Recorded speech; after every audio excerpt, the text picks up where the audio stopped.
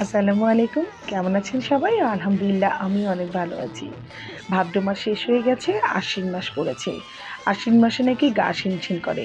তো এই যে দেখুন প্রচুর বৃষ্টি হচ্ছে। এখন বাজে প্রায় সাড়ে 11:30 কি 12টা এরকমই হবে। তো প্রচুর, প্রচুর ঝুম বৃষ্টি হচ্ছে। তো আজকে আর খিচুড়ি খেলাম না। তো ভাবলাম যে আজকে একটু মানে শীতের আমেজ নিয়ে আসি। তো যাই হোক ১ম এ আমি কাতলা মাছ রান্না করছি।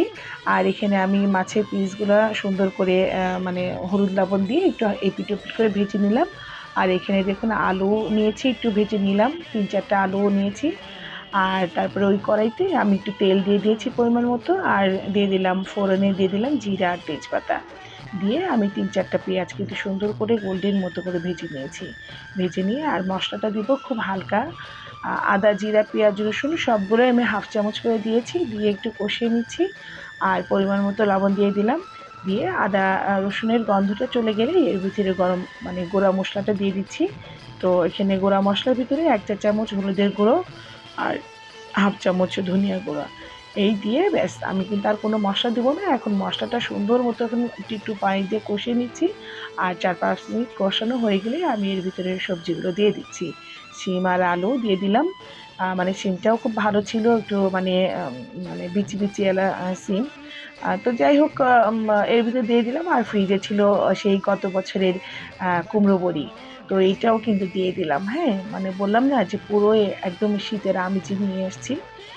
তো ভালোই লাগছে, হ্যাঁ? গন্ধটা কি ভালো বের হচ্ছে। একটু বড়ির গন্ধ, হ্যাঁ? ভালো লাগছে। তো যাই হোক একটু পরিমাণ মতো একটু পানি দিয়ে দিলাম। দিয়ে একটু এগুলোকে একটু মানে ঢাকা দিয়ে দিব। ঢাকা দিয়ে একটু সিদ্ধ করে নিব। আর বড়িটাও কিন্তু সিদ্ধ হতে সময় লাগবে না। আর আলুটাও ভেজে রাখা, সিমও মনে হয় তাড়াতাড়ি সিদ্ধ হয়ে যাবে। এটা কিন্তু গত বছরের সিম না। এখন তো বাজারে আসলে সবসময় টমেটো, সিম এগুলো পাওয়াই যায়। তবে আমি যেই টমেটো দিব সেটা কিন্তু ফ্রোজেন করা, হ্যাঁ? আমি গত বছর এটা ফ্রোজেন করে রেখেছিলাম। আ সেটাই দিয়ে দেব। তো আমি আবারও ঢাকনাটা মানে উঠিয়ে একটু নাড়াচাড়া করে ঢাকনাটা দিয়ে দিয়েছি। তো আমার এই যে মানে সবজিগুলো কিন্তু সব সিদ্ধই হয়ে গেছে। এখন আমি এর ভিতরে একটু টমেটো দিয়ে দিচ্ছি। একটা টমেটো দিয়ে দিলাম, ৪ ফালি করে রেখেছিলাম।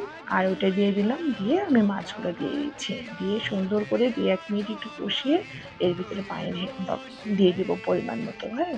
ব্যাস আর কোনো মশলাই দেওয়ার নেই। আর নামানোর আগে আমি কাঁচামরিচ দেবো। এখানে কিন্তু আমি মানে গুঁড়া মরিচ ব্যবহার করিনি। কাঁচামরিচের তরকারিই করেছি।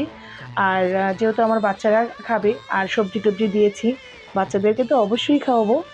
তো এইজন্য আমি নামানোর আগে জাস্ট ৪-৫ টা কাঁচামরিচ দিয়েছি। ঝালটা কিন্তু আসলে যার, যার ইচ্ছে মতোই মানে দিয়ে রান্না করা যায়। আমার বাসায় একটু ঝাল খাওয়াটা একটু কমই চলে। যখন আমি খুব মানে ঝাল খাই তখন আবার একটু স্পাইসি একটু বেশি করেই করে খাই। হ্যাঁ? তো যাই হোক এই যে আমি কাঁচামরিচ দিয়ে দিলাম। আর এখন দিয়ে দিলে একটু ফ্লেভারটাও ভালো আসে। আর ঝালটাও অত ছড়াবে না। আর মরিচগুলো না দারুণ ঝাল।